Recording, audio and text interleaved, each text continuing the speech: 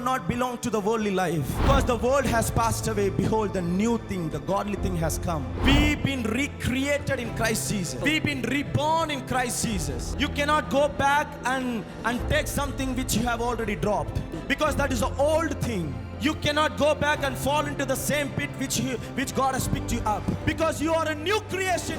When you have a new mind, when you have an empty thing, God can post something new in your life. When you have Jesus in your life, you have a new relationship with God. You will have a new hope and new strength in Jesus Christ.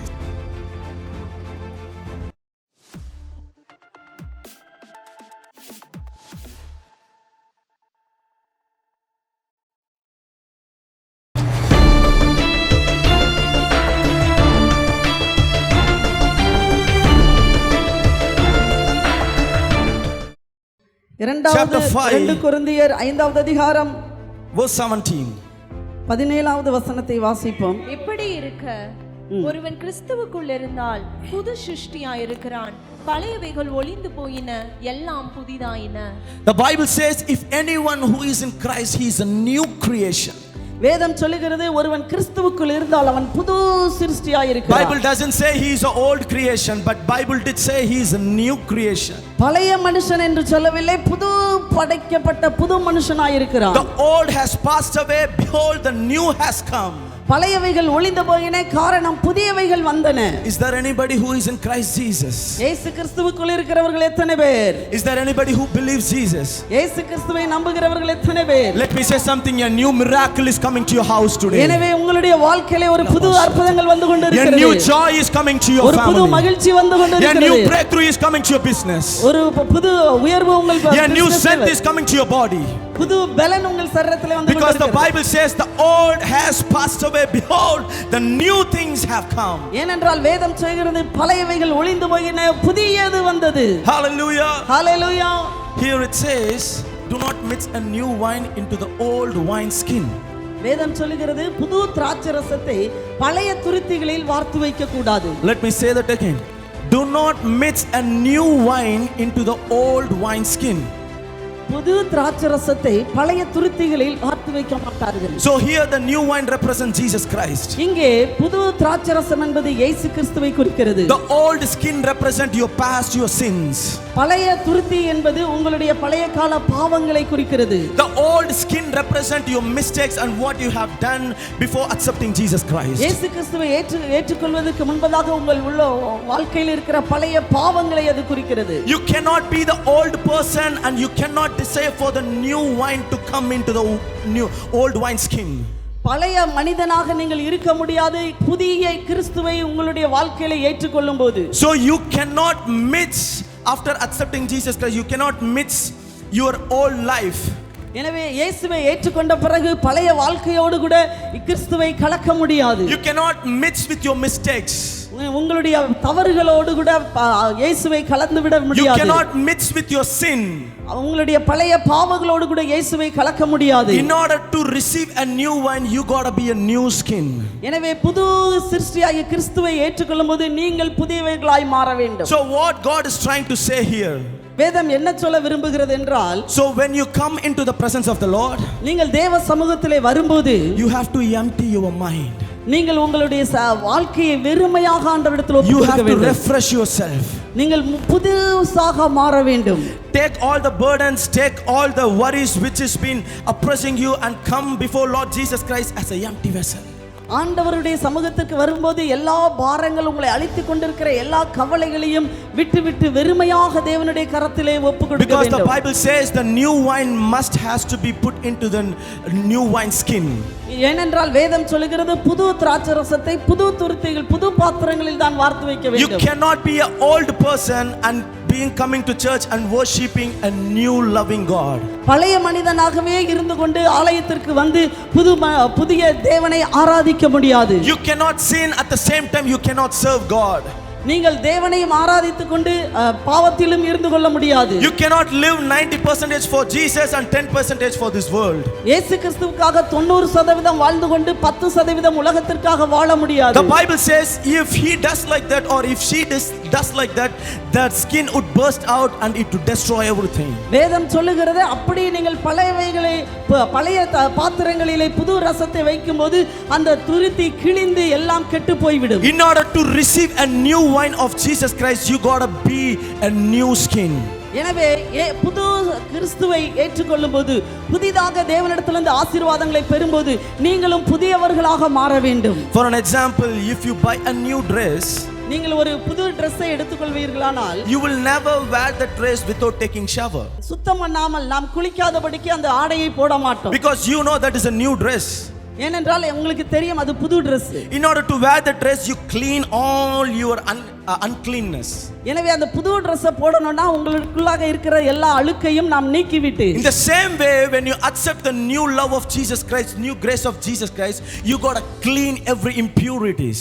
அதே போல தான் புதிய கிருபைகளை புதிய ஆண்டவருடைய கிருபைகளை ஆசீர்வாதங்களை வாங்கும்போது நீங்களும் புதியவைகளாக மாற வேண்டும். When you come before him as a empty vessel, நீங்கள் தேவனுடைய சமூகத்துக்கு முன்பதாக உங்களை வெறுமையாக்கி ஒப்புக்கொடுக்கும்போது, when you clean everything before you coming into his presence, ஆண்டவருடைய பிரசன்னத்துக்கு வருவதற்கு முன்பதாக நீங்கள் எல்லாவற்றையும் சுத்தம் பண்ண வேண்டும். he will pour out a new anointing, new blessing into your vessel. எனவே அவர் புதிய கிருபைகளை புதிய ஆசீர்வாதங்களை உங்களுடைய பாத்திரங்களிலே அவர் ஊற்றுவார். Because you are a new creation in Christ Jesus. ஏனென்றால் நீங்கள் கிறிஸ்துவுக்குள் புது சிருஷ்டியாய் இருக்கிறீர்கள். We all are a new creation in Christ Jesus Christ. நாம் எல்லாரும் இயேசு கிறிஸ்துவுக்குள்ளாக புது சிருஷ்டிகளாய் சிருஷ்டிக்கப்பட்டிருக்கிறோம். So for accepting for the Christian people, we have a two life. கிறிஸ்தவ வாழ்க்கையிலே ரெண்டு விதம் இருக்கிறது. One is the worldly life, one is the godly life. ஒன்று உலக பிரகாரமான வாழ்க்கை, இன்னொன்று கர்த்தருக்குரிய வாழ்க்கை. I'm telling you today, you are not belong to the worldly life. நான் உங்களுக்கு சொல்கிறேன், நாம் உலக பிரகாரமான வாழ்க்கை வாழ்வதற்கு அல்ல. Because the world has passed away, behold the new thing, the godly thing has come. ஏனென்றால் பழையவைகள் எல்லாம் ஒளிந்து போய்விட்டது, புதிய காரியங்கள் வந்து விட்டது. We've been recreated in Christ Jesus. நாம் மறுபடியும் கிறிஸ்துவுக்குள்ளாக பிறந்திருக்கிறோம். We've been reborn in Christ Jesus. ஆண்டவருக்குள்ளாக நான் மறுபடியும் பிறந்திருக்கிறோம். You cannot go back and take something which you have already dropped. ஏற்கனவே நாம் விட்டதான அந்த காரியத்தை மறுபடியும் போய் எடுக்க முடியாது. Because that is an old thing. ஏனென்றால் அது பழைய காரியம். You cannot go back and fall into the same pit which God has picked you up.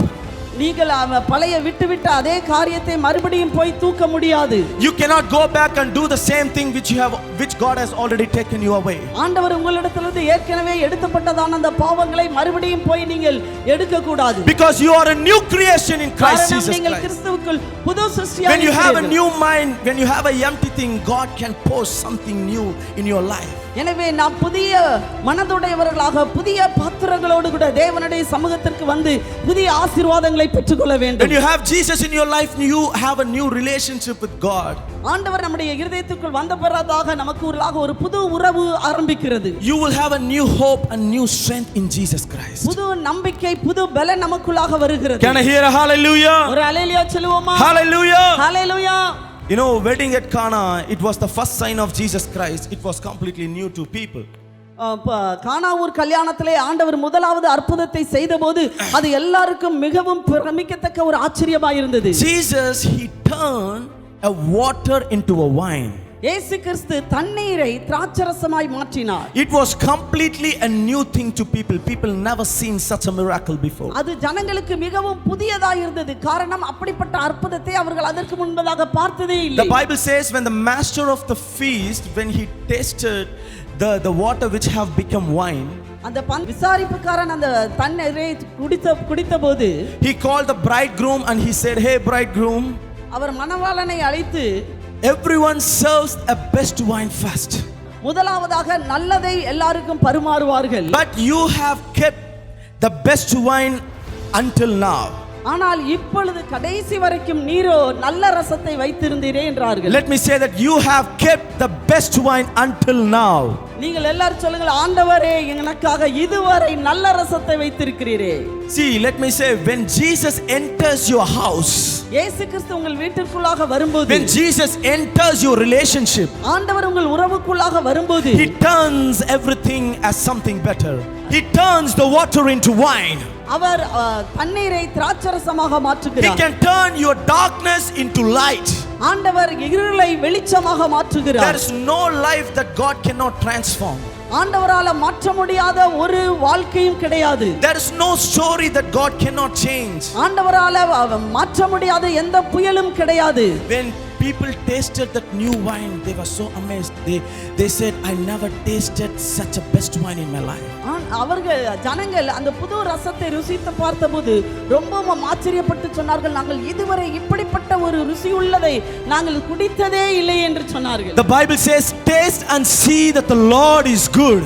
வேதம் சொல்லுகிறது, கர்த்தர் நல்லவர் என்பதை ருசித்து பாருங்கள். You cannot know the Lord is good unless you taste the Lord. ஆண்டவர் நல்லவர் என்று நீங்கள் ருசி பார்க்காத வகையிலே சொல்லவே முடியாது. If you haven't tasted the Lord Jesus Christ, இயேசு கிறிஸ்துவை ருசி பார்க்கும்பீர்களானால், I'm inviting you to taste the Lord Jesus. நான் உங்களை அழைக்கிறேன், இயேசு கிறிஸ்துவை ருசித்து பாருங்கள். Indeed, he is full of love. ஆண்டவர் முழுவதும் அன்பினால் நிறைந்திருக்கிறவர். Indeed, he is full of compassion. அவர் முழுவதும் இரக்கத்தினால் நிறைந்திருக்கிறவர். Indeed, he is full of kindness and our love. முழுவதும் அன்பினாலே ஆசையினால் நிறைந்திருக்கிறவர். And he loves you so much. அவர் உங்களை அதிகமாய் நேசிக்கிறார். And he loves to do something new things in your life. எனவே ஆண்டவர் உங்கள் வாழ்க்கையிலே புதிய காரியத்தை செய்ய விரும்புகிறார். Can I hear a hallelujah? ஹalleluya சொல்லுவோமா? Hallelujah. Hallelujah. Life with Jesus Christ is better than life without Jesus Christ. ஆண்டவரை ஏற்றுக்கொள்ளாததற்கு உள்ள வாழ்க்கைக்கும் ஆண்டவரை ஏற்றுக்கொண்ட வாழ்க்கையிலே ஒரு பெரிய ஆசீர்வாதம் இருக்கிறது. New life is better than the old life. புது வாழ்க்கை பழைய வாழ்க்கையை விட ஆசீர்வாதம் உள்ளது. A new covenant is better than the old covenant. புதிய கட்டளை பழைய கட்டளையை விட ஆசீர்வாதமானது. A new testament is better than the old testament. புதிய ஏற்பாடு பழைய ஏற்பாட்டை விட மிகவும் நல்லது. Hallelujah. A grace is better than the law. கர்த்தருடைய கிருபை கட்டளையை விட பெரிதானது. The Bible says in Isaiah, he can even turn the desert into the rivers of water. வேதம் சொல்லுகிறது, ஏசாயாவில் அவர் வனாந்தரத்தை நீரூற்றாக மாற்றுகிறார். He can even turn the patches of ground into springs of water. அவர் வறண்ட நிலத்தை நீரூற்றலாக மாற்றுகிற தேவன். Jesus, the main reason we are serving and we are worshiping Jesus Christ, because he is a God who can do a new things. He can turn something around.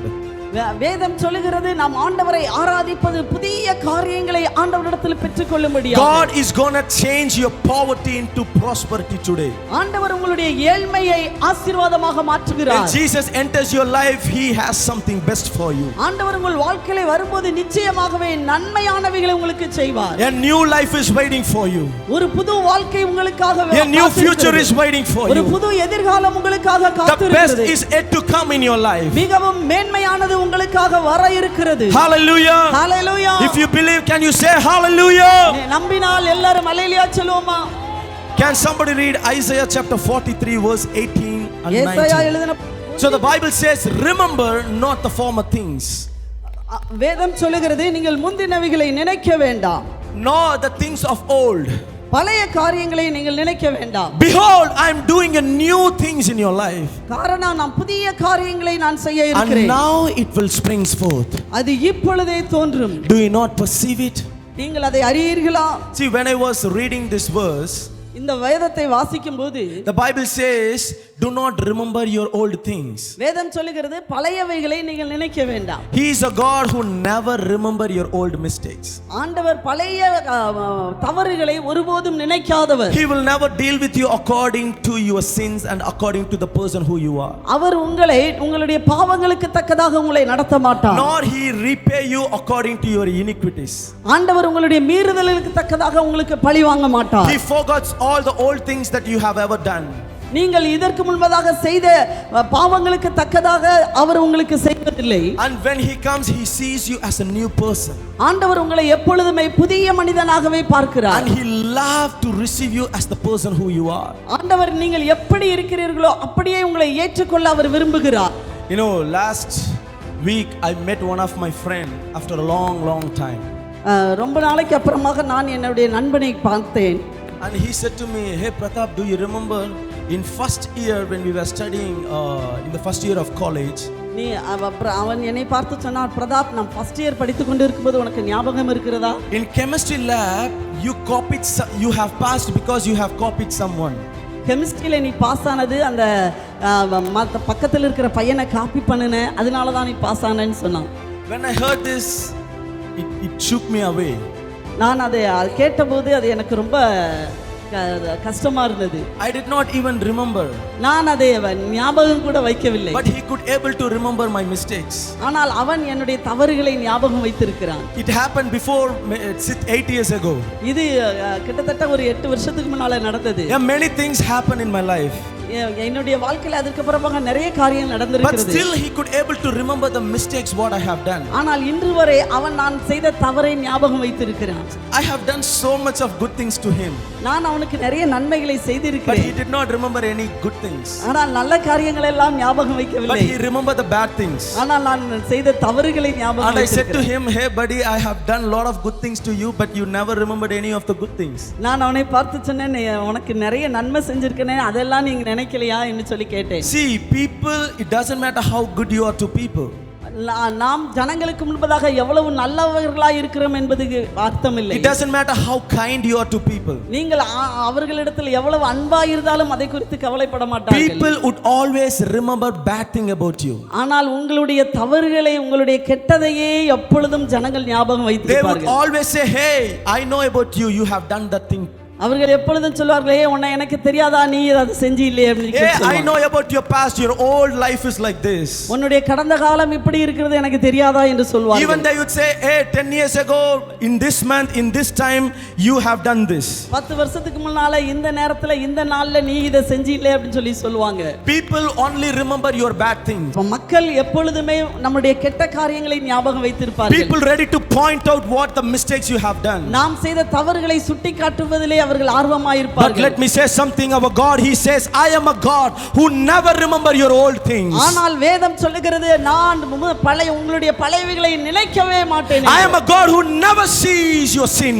நான் உங்கள் பாவங்களை பாராதவர் என்று I am a வேதம் God who சொல்லுகிறது. never sees your mistakes. நான் உங்கள் குற்றங்களை நான் பார்க்காதவர் என்று I வேதம் am சொல்லுகிறது. here to do a new things in your life. நான் உங்கள் வாழ்க்கையிலே புதியவைகளை செய்கிற தேவன். You create a new way in your life. புது படைப்புகளை, புது காரியங்களை உங்கள் வாழ்க்கையிலே செய்வேன். You are a new creation in Jesus Christ. நீங்கள் இயேசு கிறிஸ்துவுக்குள்ளாய் புது சிருஷ்டிகளாய் இருக்கிறீர்கள். You are not your mistakes. நான் ஆண்டவர் உங்களுடைய பழைய தவறுகளை நினைப்பதில்லை. You are not your sins. அவர் உங்களுடைய பாவங்களை பார்ப்பதில்லை.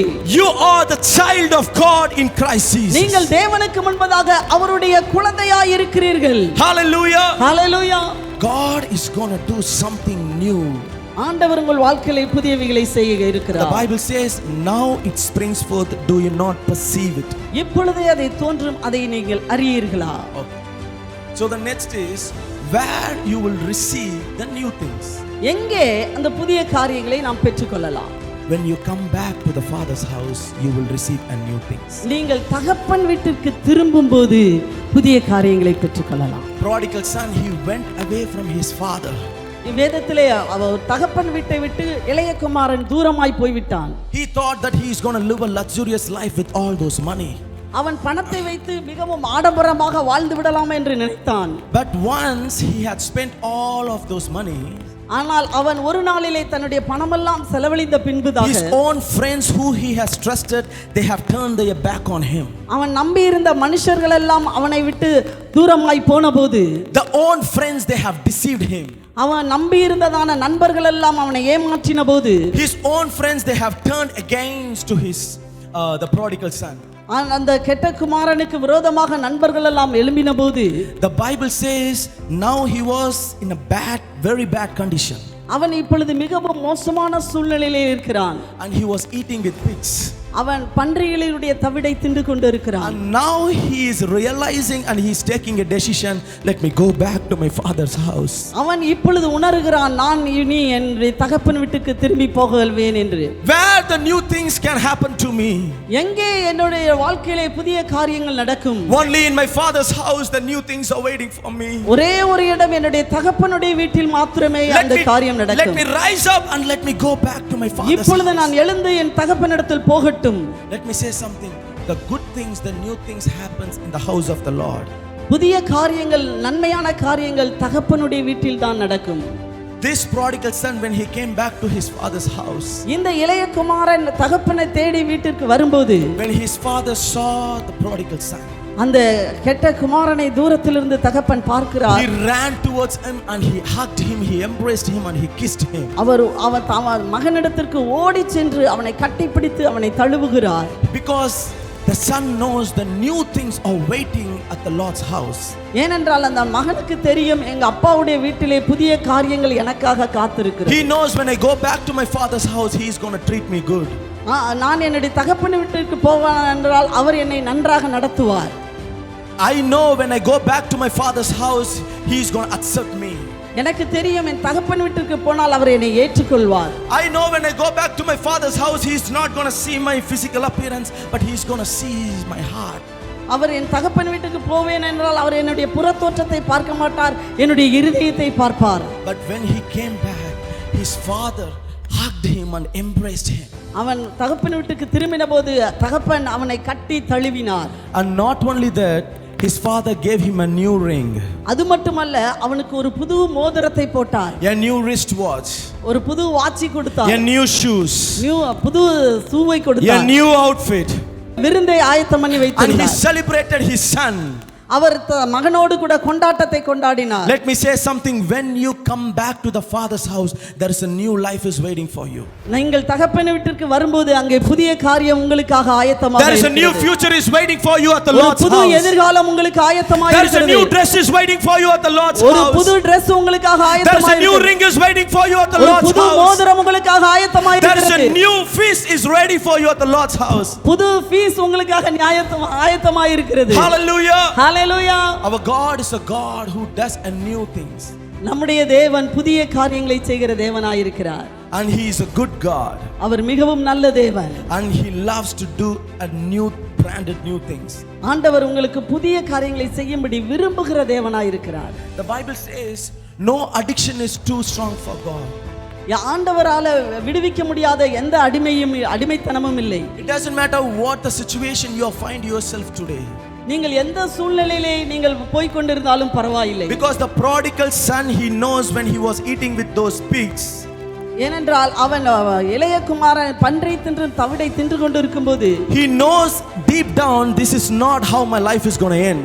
இது என்னுடைய முடிவல்ல என்று அவன் நினைத்தான். This is not how my future is going to be. இது என்னுடைய எதிர்காலம் அல்ல என்று நினைத்தான். Let me rise up and let me go back to my father. எனவே நான் எழுந்து தகப்பனிடத்திற்கு போக வேண்டும் என்றான். I am telling you today, whatever the situation you find yourself, நீங்கள் உங்களுடைய வாழ்க்கையில என்ன சூழ்நிலையில் இருந்தாலும் பரவாயில்லை, whatever the problem you are going through today, என்ன பிரச்சனைகள் வழியாய் போய் கொண்டிருந்தாலும் பரவாயில்லை, rise up and go back to the father's house, because there is something good and new things are waiting for you. எழுந்து தகப்பனிடத்திற்கு வாருங்கள், காரணம் அங்கே உங்களுக்காக புதிய காரியங்கள் ஆயத்தமாக்கப்பட்டிருக்கிறது. Because he is a God who always does a new things. ஏனென்றால் அவர் புதிய காரியங்களை செய்கிற தேவனாய் இருக்கிறார். The Bible says he can even turn the darkness into light. வேதம் சொல்லுகிறது அவர் இருளையும் வெளிச்சமாக்குகிற கர்த்தர். There is no sickness is too great for Lord Jesus. ஆண்டவருக்கு முன்பதாக செய்ய முடியாத ரகசியம் இல்லை.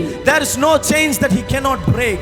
ஆண்டவரால மாற்ற முடியாத எந்த ஒரு காரியமும் இல்லை.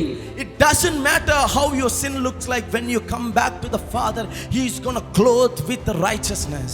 ஆண்டவர் நீங்கள் எந்த ஒரு நிலைமையில் இருந்தாலும் சரி, கர்த்தர் தேவனிடத்திற்கு திரும்பும்போது கர்த்தர் உங்கள் புது நீதியின் ஆடையினால் உங்களை தரிக்கிறார். Because the Bible says no one sews a piece of unshrunk cloth on an old garment. வேதம் சொல்லுகிறது ஒருவனும் புது துணியை கோடி துண்டை பழையவைகளோடு கூட இணைக்க மாட்டான். No one put a new wine into the old wine skin.